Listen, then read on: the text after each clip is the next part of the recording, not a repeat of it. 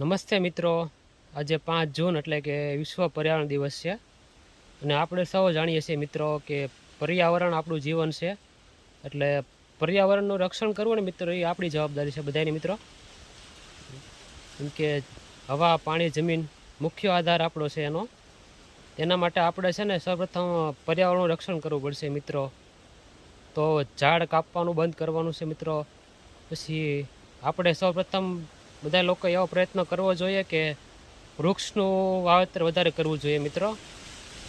નાના મોટી ઝાડનું પ્રમાણ વધારે કરવું, વૃક્ષો રોપવા, પછી પર્યાવરણનું રક્ષણ કરવું, પ્લાસ્ટિકનો ઓછો ઉપયોગ કરવો, કચરો જ્યાં ત્યાં ઓછો ફેલાવવો, પછી પ્રદૂષણને બચાવવું. આ સૌપ્રથમ પગલાં આપણે લેવા જોઈએ મિત્રો. ને આપણે બધા એવી પ્રતિજ્ઞા લેવી જોઈએ કે આપણે પર્યાવરણનું રક્ષણ કરીએ શકીએ મિત્રો. પર્યાવરણનું રક્ષણ કરીએ તો આ મિત્રો એ આપણી માટે જ ફાયદો છે.